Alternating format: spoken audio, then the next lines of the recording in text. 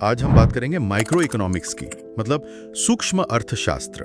कुछ बुनियादी लेकिन हाँ बहुत जरूरी कॉन्सेप्ट्स पर। हाँ, जैसे कि अर्थव्यवस्था की केंद्रीय समस्याएं क्या होती हैं? बिल्कुल।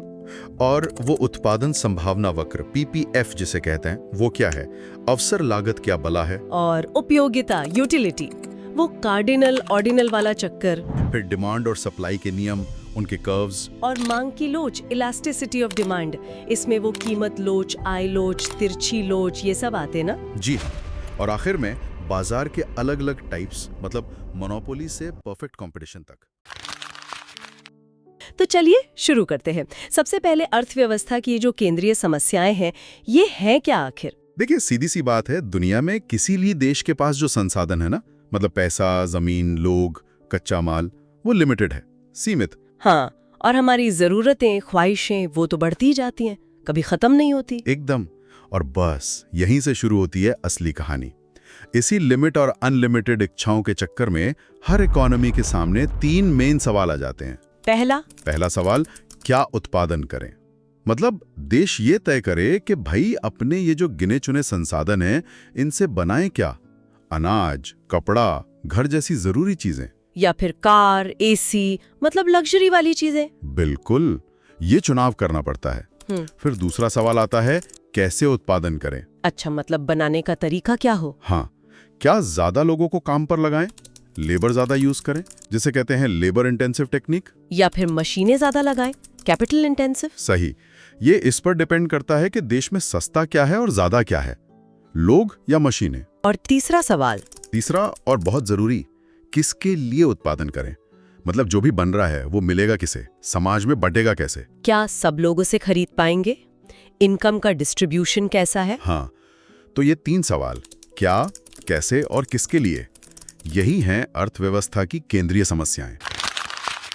इन प्रॉब्लम्स को और ये जो संसाधनों का चुनाव है, इसे समझने के लिए एक टूल है शायद, पीपीएफ, उत्पादन संभावना वक्र। हाँ बिल्कुल, प्रोडक्शन पॉसिबिलिटी फ्रंटियर या कर्व।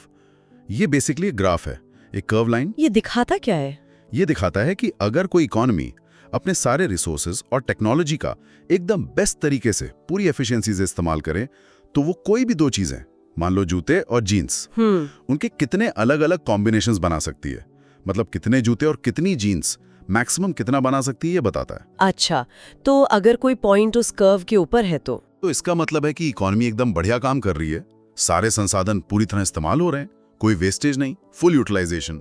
और अगर पॉइंट कर्व के अंदर हो? अंदर है तो मतलब गड़बड़ है, अंडर यूटिलाइजेशन, या तो लोग बेरोजगार हैं या मशीनें खाली पड़ी हैं, मतलब वो और बना सकती थी पर बना नहीं रही। और कर्व के बाहर का पॉइंट? वो तो फिलहाल नामुमकिन है, मतलब अभी के रिसोर्स और टेक्नोलॉजी से वहां तक पहुंचना मुमकिन नहीं, वो अनअचीवेबल है। अच्छा, इस कर्व का शेप कैसा होता है? आपने कहा नीचे की तरफ झुका हुआ। हाँ, डाउनवर्ड स्लोपिंग।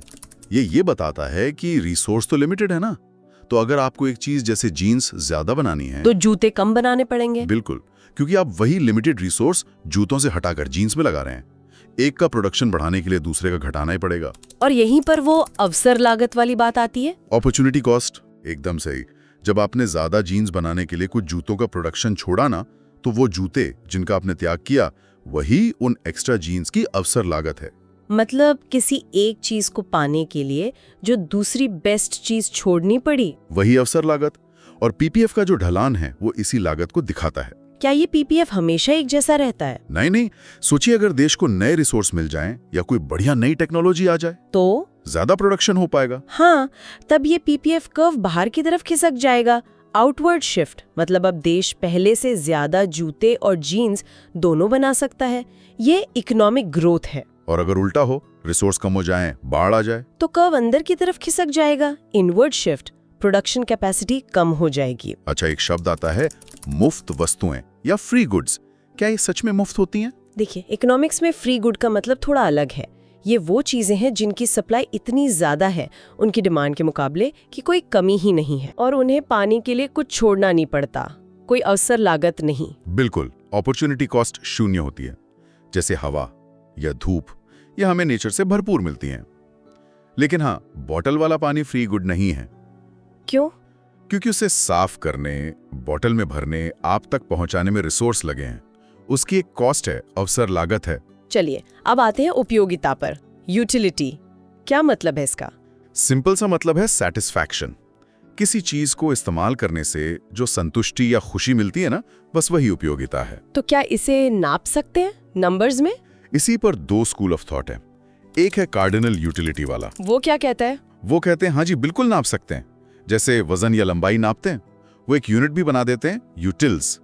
जैसे इस समोसे से मुझे 10 यूटिल्स मजा आया। अच्छा, और दूसरा है ऑर्डिनल यूटिलिटी। ये लोग कहते हैं कि भाई सेटिस्फैक्शन तो मन की बात है, इसे नंबर में कैसे नापोगे? हाँ, ये ज्यादा प्रैक्टिकल लगता है। सही। वो कहते हैं कि हम ये तो बता सकते हैं कि हमें क्या ज्यादा पसंद है, क्या कम, रैंकिंग कर सकते हैं। जैसे मुझे सेब केले से ज्यादा पसंद है, पर ये नहीं बता सकता कि कितना ज्यादा, 5 यूटिल ज्यादा या 10 यूटिल ज्यादा, ये नहीं। इसी ऑर्डिनल वाले से जुड़ा है उदासीनता वक्र, इंडिफरेंस कर्व। जी हाँ, ये भी एक ग्राफ है। इस पर ऐसे पॉइंट्स होते हैं, दो चीजों के ऐसे कॉम्बिनेशन जिनसे आपको बराबर सेटिस्फैक्शन मिले। मतलब उस कर्व पर कहीं भी हो आपको फर्क नहीं पड़ता, सेम लेवल की खुशी। बिल्कुल, आप इंडिफरेंट हैं, इसीलिए नाम है इंडिफरेंस कर्व। उपयोगिता से ही जुड़ा है सीमांत उपयोगिता, मार्जिनल यूटिलिटी, MU। हाँ, ये बहुत इंपॉर्टेंट है। तो सीमांत उपयोगिता मतलब किसी चीज की एक और यूनिट, एक एक्स्ट्रा पीस इस्तेमाल करने से आपकी total satisfaction, total utility TU में कितना इजाफा हुआ। मान लीजिए आपने पहला समोसा खाया, आपको 20 यूटिल्स की सेटिस्फैक्शन मिली, ये हुई TU। ठीक है। अब आपने दूसरा खाया, अब आपकी टोटल सेटिस्फैक्शन बढ़कर हो गई 30 यूटिल्स। अच्छा, तो दूसरे समोसे से एक्स्ट्रा कितनी मिली? 30 20 इज इक्वल टू 10 यूटिल्स। बस यही 10 यूटिल्स है दूसरे समोसे की मार्जिनल यूटिलिटी। समझ गई। TU मतलब टोटल, MU मतलब हर अगली यूनिट से मिलने वाली एक्स्ट्रा सेटिस्फैक्शन। परफेक्ट। और यहीं से आता है law of diminishing marginal utility, सीमांत उपयोगिता ह्रास नियम। ह्रास मतलब कमी। हाँ, ये नियम कहता है कि जैसे जैसे आप किसी चीज की ज्यादा से ज्यादा यूनिट्स कंज्यूम करते जाते हैं, हर अगली यूनिट से मिलने वाली एक्स्ट्रा सेटिस्फैक्शन यानी MU कम होती जाती है। जैसे वो समोसे वाला उदाहरण, पहले में ज्यादा मजा, दूसरे में कम, तीसरे में और कम। बिल्कुल, पेट भी बढ़ता है और मन भी। लेकिन हाँ, इसकी कुछ शर्तें हैं। क्या? कि आपकी इनकम ना बदले, टेस्ट ना बदले, चीज की क्वालिटी सेम रहे, वगैरह वगैरह। अब आते हैं डिमांड और सप्लाई पर। पहले मांग यानी डिमांड। डिमांड कर्व क्या है? डिमांड कर्व एक ग्राफ है।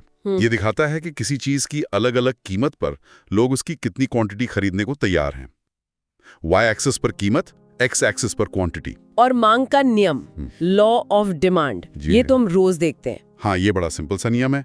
अन्य बातें समान रहें तो अगर किसी चीज की कीमत कम होती है तो लोग उसे ज्यादा खरीदते हैं, मांग बढ़ जाती है। और अगर कीमत बढ़ती है तो कम खरीदते हैं, मांग घट जाती है। बस यही है लॉ ऑफ डिमांड।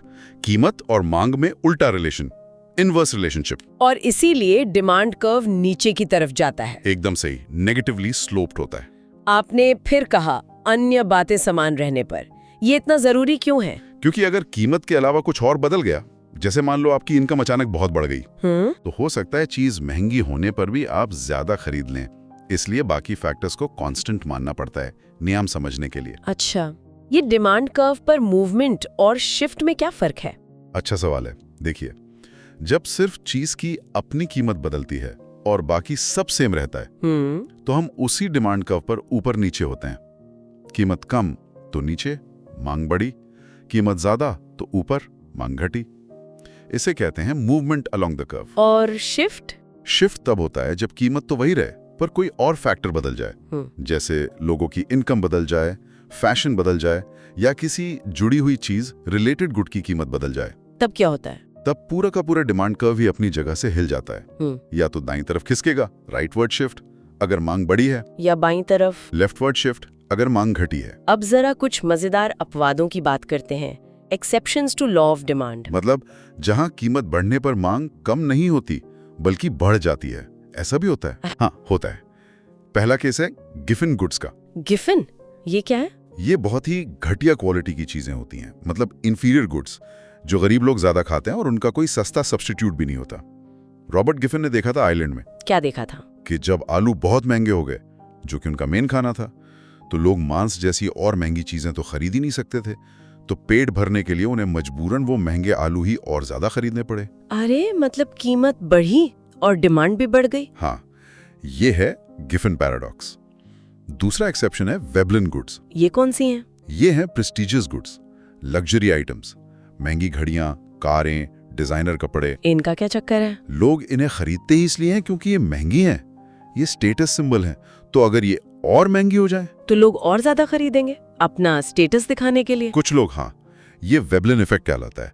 कीमत बढ़ी, डिमांड भी बढ़ी।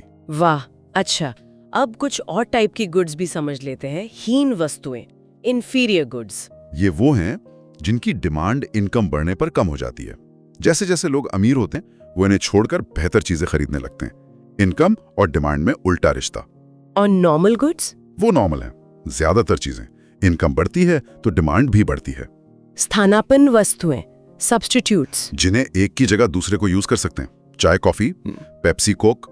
अगर चाय महंगी हो जाए तो लोग कॉफी ज्यादा पियेंगे, मतलब एक की कीमत बढ़ी तो दूसरी की डिमांड बढ़ी। और पूरक वस्तुएं, कॉम्प्लीमेंट्री गुड्स, ये साथ में यूज होती हैं। कार और पेट्रोल, ब्रेड और बटर, मोबाइल और सिम। अगर पेट्रोल महंगा हो जाए तो कार की डिमांड कम हो जाएगी, लोग कम चलाएंगे। बिल्कुल, एक की कीमत बढ़ी तो दूसरी की डिमांड घटी। ठीक है, डिमांड समझ आ गया। अब सप्लाई की बात करें। पूर्ति, सप्लाई कर्व क्या है? सप्लाई कर्व हम देखते हैं प्रोड्यूसर के पॉइंट ऑफ व्यू से। ये दिखाता है कि अलग अलग कीमतों पर एक प्रोड्यूसर कितनी क्वांटिटी बेचने को तैयार है। और सप्लाई का नियम, लॉ ऑफ सप्लाई, ये डिमांड से उल्टा और सीधा है, अन्य बातें समान रहें तो। अगर किसी चीज की कीमत बढ़ती है तो प्रोड्यूसर को लगेगा कि ज्यादा फायदा है, वो ज्यादा बेचना चाहेगा। हाँ, सप्लाई बढ़ेगी। और अगर कीमत कम होती है तो फायदा कम दिखेगा तो वो कम बेचेगा, सप्लाई घटेगी। एकदम सही। कीमत और सप्लाई में सीधा रिश्ता, पॉजिटिव रिलेशनशिप। इसीलिए सप्लाई कर्व नीचे से ऊपर जाता है, अपवर्ड स्लोपिंग। सप्लाई किन चीजों पर डिपेंड करती है? Mainly production cost per. बनाने में कितना खर्च आ रहा है, टेक्नोलॉजी कैसी है, सरकार के टैक्स या सब्सिडी, ये सब। अच्छा, तो एक डिमांड कर्व है जो नीचे जा रहा है, एक सप्लाई कर्व है जो ऊपर जा रहा है। बाजार में इनका क्या होता है? यही तो बाजार का खेल है। ये दोनों कर्व्स जहां एक दूसरे को काटते हैं, इंटरसेक्ट करते हैं, वही पॉइंट है मार्केट इक्विलिब्रियम, बाजार संतुलन। इस पॉइंट पर जितनी क्वांटिटी बायर्स खरीदना चाहते हैं उतनी ही क्वांटिटी सेलर्स बेचना चाहते हैं। डिमांड बराबर सप्लाई। और वहीं पे तय होती है इक्विलिब्रियम प्राइस और इक्विलिब्रियम क्वांटिटी। बिल्कुल, वो कीमत जिस पर लेन देन होता है और वो मात्रा जो बिकती है। लेकिन अगर कीमत इक्विलिब्रियम से ऊपर हो तो? सोचिए, कीमत ज्यादा है, सेलर तो खुश, वो ज्यादा माल लाएगा बेचने, पर बायर कहेगा वही महंगा है, कम खरीदो। तो माल बिकेगा नहीं, इकट्ठा हो जाएगा। हाँ, सप्लाई ज्यादा, डिमांड कम, इसे कहते हैं सरप्लस, अधिपूर्ति। और अगर कीमत इक्विलिब्रियम से नीचे हो?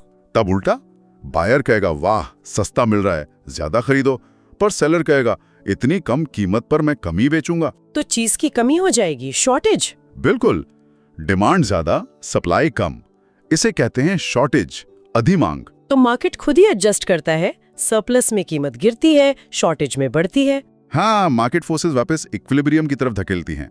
और अगर डिमांड या सप्लाई कर्व ही शिफ्ट हो जाए तो नया इक्विलिब्रियम पॉइंट बनता है, नई कीमत, नई क्वांटिटी। अब आते हैं मांग की लोच पर, इलास्टिसिटी ऑफ डिमांड। लोच मतलब लचीलापन। यहाँ इसका क्या मतलब है? देखिए, लॉ ऑफ डिमांड ने बताया कि कीमत बदलेगी तो मांग बदलेगी, पर कितनी बदलेगी, थोड़ा सा या बहुत ज्यादा? अच्छा, ये कितना बदलेगी ये बताती है लोच। हाँ, ये मांग की सेंसिटिविटी मापती है। कीमत बदलने पर या इनकम बदलने पर या किसी और रिलेटेड गुड की कीमत बदलने पर मांग कितनी रिस्पॉन्ड करती है। सबसे कॉमन है मांग की कीमत लोच, price elasticity of demand, PED. जी, ये मापती है कि कीमत में 1% चेंज आने पर मांग में कितने % चेंज आता है। फॉर्मूला है PD = % change in quantity demanded, % change in price. ठीक है, तो इससे एक नंबर मिलेगा, उसका क्या मतलब होगा? उस नंबर की वैल्यू के बेस पर हम मांग को 5 कैटेगरीज में डालते हैं। पहला है पूर्णतः बेलोचदार मांग, परफेक्टली इनइलास्टिक। यहाँ PED होता है 0। मतलब कीमत चाहे कितनी भी बदल जाए, डिमांड टस से मस नहीं होती, एकदम फिक्स्ड। जैसे जीवन रक्षक दवाएं, इंसुलिन, कीमत कुछ भी हो लेनी ही पड़ेगी। इसका कर्व सीधी खड़ी रेखा होता है, वर्टिकल। दूसरा अपेक्षाकृत बेलोचदार मांग, रिलेटिवली इनइलास्टिक। यहाँ PED 0 से ज्यादा पर 1 से कम होता है, मतलब कीमत में ज्यादा चेंज आने पर भी डिमांड में कम चेंज आता है। जैसे जरूरी चीजें, नमक, अनाज, पेट्रोल, कीमत बढ़ेगी तो भी लोग एकदम से यूज बंद नहीं कर देते, थोड़ा कम करते हैं पर करते जरूर हैं। तीसरा, इकाई लोचदार मांग, यूनिटरी इलास्टिक। यहाँ पीईडी ठीक 1 होता है, मतलब जितने % कीमत बदली उतने ही % डिमांड बदली। चौथा, अपेक्षाकृत लोचदार मांग, रिलेटिवली इलास्टिक। यहाँ पीईडी 1 से ज्यादा होता है, मतलब कीमत में जरा सा चेंज आने पे डिमांड में बहुत ज्यादा चेंज आ जाता है। कौन सी चीजें आती हैं इसमें? लग्जरी या कंफर्ट वाली चीजें, एसी, कार, फॉरेन ट्रिप, सोना, कीमत थोड़ी कम हुई नहीं कि लोग खरीदने दौड़ पड़ते हैं। और पांचवा, पूर्णतया लोचदार मांग, परफेक्टली इलास्टिक। यहाँ पे ईडी होता है इन्फिनिटी, अनंत, मतलब कीमत जरा सी भी बढ़ी तो डिमांड 0, या जरा सी कम हुई तो डिमांड आसमान पर। यह थियोरेटिकल है, ज्यादातर परफेक्ट कंपटीशन के करीब मिलता है। इसका कर्व सीधी लेटी रेखा होता है, हॉरिजॉन्टल। अरे वाह, तो ये पीडी तो कंपनी और सरकार के लिए बहुत काम का होगा ना, टैक्स लगाने या कीमत तय करने में। बिल्कुल। एक है मांग की आय लोच, इनकम इलास्टिसिटी ऑफ डिमांड। ये क्या नापती है? इनकम का असर। हाँ, इनकम में 1% चेंज आने पर डिमांड में कितने % चेंज आता है। नॉर्मल गुड्स के लिए पॉजिटिव होती है, इनकम बढ़ी, डिमांड बढ़ी। और इंफीरियर गुड्स के लिए? उनके लिए नेगेटिव, इनकम बढ़ी तो लोग उन्हें कम खरीदते हैं तो डिमांड घटी। आखिर में बाजार के स्ट्रक्चर्स, मार्केट स्ट्रक्चर्स, ये क्या है? ये बताते हैं कि बाजार में कंपटीशन कैसा है, कितने बेचने वाले हैं, कितने खरीदने वाले, माल कैसा है, नई फर्म आ सकती है या नहीं। पहला, एकाधिकार, मोनोपोली। हाँ, एक ही सेलर, बहुत सारे बायर, उसका पूरा कंट्रोल, कोई और आ नहीं सकता आसानी से, जैसे पहले रेलवे में था काफी हद तक। दूसरा, अल्पाधिकार, ओलिगोपोली। यहाँ कुछ बड़े सेलर्स होते हैं, फ्यू लार्ज फर्म्स, मार्केट पर दबदबा, एक दूसरे पर नजर रखते हैं। नई फर्म का आना मुश्किल, जैसे टेलीकॉम सेक्टर, जियो, एयरटेल, वीआई या लैपटॉप्स। तीसरा, एकाधारिकात्मक प्रतिस्पर्धा, मोनोपोलिस्टिक कंपटीशन। हाँ, यहाँ सेलर्स भी कई, बायर्स भी कई, लेकिन हर सेलर का प्रोडक्ट थोड़ा अलग होता है, ब्रांडिंग, पैकिंग, विज्ञापन से। जैसे साबुन, टूथपेस्ट। हाँ बिल्कुल। रेस्टोरेंट्स भी, आना जाना आसान होता है पर मोनोपोली जैसा नहीं। और चौथा, पूर्ण प्रतियोगिता, परफेक्ट कंपटीशन। ये आइडियल केस है, बहुत सारे सेलर्स, बहुत सारे बायर्स, सब एक जैसा माल बेच रहे हैं, होमोजीनियस प्रोडक्ट। जैसे गेहूं की मंडी, कोई भी आ सकता है, कोई भी जा सकता है, कीमत पर किसी एक का कंट्रोल नहीं। अगली चर्चा में हम मैक्रो इकोनॉमिक्स के कुछ महत्वपूर्ण टॉपिक्स को विस्तार से जानेंगे, जैसे राष्ट्रीय आय, नेशनल इनकम, आय का चक्रीय प्रवाह, circular flow of income, GDP गणना की विधियां, methods of calculating GDP, GDP, GNP, NDP, NNP, GDP, GNP, NDP और एनएनपी, वास्तविक और नाममात्र मूल्य, real and nominal price, crash शक्ति समता, परचेजिंग पावर पैरिटी और व्यक्तिक आय, पर्सनल इनकम। तो दोस्तों, ये थी हमारी आज की क्लास। उम्मीद है आपको इकोनॉमिक्स के ये कॉन्सेप्ट्स अच्छी तरह समझ आए होंगे। अगर आप जनरल नॉलेज जीके सेक्शन को इसी तरह नए, मजेदार और असरदार तरीके से पढ़ना चाहते हैं तो हमारे चैनल को सब्सक्राइब करना ना भूलें। आपके साथ और सहयोग के लिए बहुत बहुत धन्यवाद। मिलते हैं इकोनॉमी के अगले टॉपिक्स के साथ।